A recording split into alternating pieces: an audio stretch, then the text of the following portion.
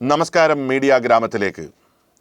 കീഴാറ്റൂരിൻ്റെ ആകാശത്ത് പറന്നു കളിച്ച വയൽക്കിളികൾ മലയാണ്മയുടെ മുറ്റത്ത് ഏറ്റവും ശ്രദ്ധേയരും പ്രശസ്തരുമായി തീർന്നത് ഒരു സമരത്തിലൂടെയാണ്. കീഴാറ്റൂർ സമരം. ബൈപ്പാസ് നിർമ്മാണവുമായി ബന്ധപ്പെട്ടായിരുന്നു ഈ സമരത്തിൻ്റെ സമാരംഭം. തങ്ങളുടെ ഇടയിൽ ജീവിക്കാൻ വേണ്ടിയുള്ള വയലുകളെല്ലാം ബൈപ്പാസ് അലൈൻമെൻറ്റിന് വേണ്ടി വിട്ടുകൊടുക്കേണ്ടി വരുന്നു എന്ന സങ്കടത്തിൽ നിന്നാണ് സമരത്തിന് ആരംഭം കുറിച്ചത്. വലിയ പിന്തുണയുണ്ടായി. പരിസ്ഥിതി പ്രവർത്തകർ ഒന്നടങ്കം അവിടെ ഓടിയെത്തി. രാഷ്ട്രീയ പാർട്ടികളിൽ പലരും അവിടെ ഓടിയെത്തി. പക്ഷേ CPM അതിശക്തമായി ബൈപ്പാസിന് എതിരായിട്ടുള്ള സമരത്തെ എതിർത്തു. പല സഖാക്കളും കണ്ണുരുട്ടിയപ്പോൾ പാർട്ടിയിലേക്ക് തിരിച്ചുപോയി.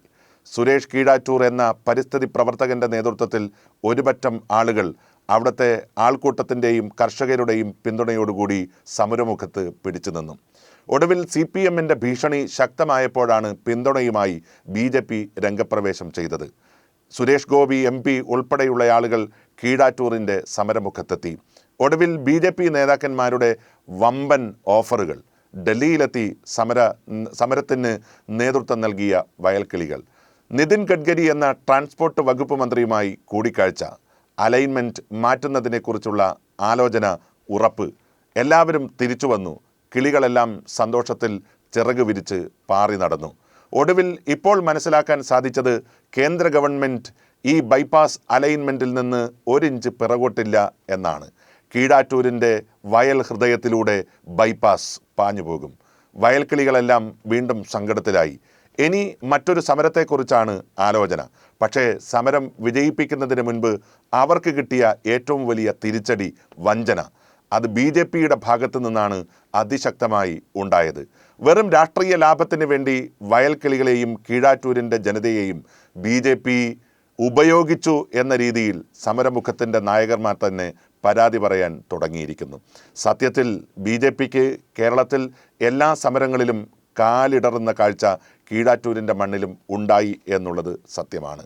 ഈഴവ വിഭാഗത്തെ കൂടെ നിർത്താൻ വേണ്ടി BDJS എന്ന് പറയുന്ന രാഷ്ട്രീയ പാർട്ടിയെ NDAയിൽ ചേർത്തുവെങ്കിലും കേരളത്തിലെ ഈഴവ സമുദായത്തിന് അർഹതപ്പെട്ടതൊന്നും നൽകാൻ BJP NDA നേതൃത്വം തയ്യാറാകാതെ വന്നപ്പോൾ വെള്ളാപ്പള്ളി നടേശൻ അവർക്കെതിരായി. ശബരിമലയിൽ സമരത്തിൻ്റെ വലിയ വേലിയേറ്റമുണ്ടാക്കാൻ BJP ശ്രമിച്ചപ്പോഴും കേന്ദ്ര ഗവൺമെൻറ്റിന് ഒരു ഓർഡിനൻസ് വഴി ശബരിമല വിഷയത്തെ പരിഹരിക്കാൻ സാധിക്കില്ലേ എന്ന വലിയ ചോദ്യത്തിന് ഉത്തരം നൽകാൻ കഴിയാതെ BJP വീണ്ടും വെട്ടിലായി. ഒരു കൊച്ചു ഗ്രാമത്തിൽ ഒരു വയലിൻ്റെ പേരിൽ സമരം നടത്തിയ ഒരു വിഭാഗം കർഷകരെ വഞ്ചിച്ചതിലൂടെ കേരളത്തോട് തുടർച്ചയായി കാണിക്കുന്ന BJPയുടെ വഞ്ചനയുടെ മുഖം ഒരിക്കൽ കൂടി പുറത്തായിരിക്കുന്നു. വലിയ പ്രളയത്തിൽ അകപ്പെട്ടുപോയ ഒരു സംസ്ഥാനത്തിന് ഒരു ഫെഡറൽ സംവിധാനത്തിൻ്റെ ഭാഗമായി കേന്ദ്ര സർക്കാർ നൽകേണ്ടിയിരുന്ന പല ആനുകൂല്യങ്ങളും പല സഹായങ്ങളും നമുക്ക് നഷ്ടമായി. വിദേശ രാജ്യങ്ങളിൽ നിന്ന് ഒഴുകിയെത്തേണ്ട സഹായങ്ങൾ പോലും സാങ്കേതികത്വത്തിൻ്റെ പേരിൽ ഇല്ലാതാക്കാൻ കേന്ദ്ര സർക്കാരിൻ്റെ പല ആളുകളും ശ്രമിച്ചു എന്ന പരാതി ശക്തമാണ്. ഒരു കാര്യം ഇപ്പോൾ നമുക്ക് വ്യക്തമാകുന്നു. BJP കേരളത്തിൻ്റെ മണ്ണിൽ കൊണ്ടുവന്നിട്ടുള്ള പല സ്ട്രാറ്റജികളും അവർക്ക് തന്നെ വിനയായിക്കൊണ്ടേയിരിക്കുന്നു. ഇപ്പോഴിതാ കീഴാറ്റൂരിലും അത് തന്നെ സംഭവിച്ചിരിക്കുന്നു.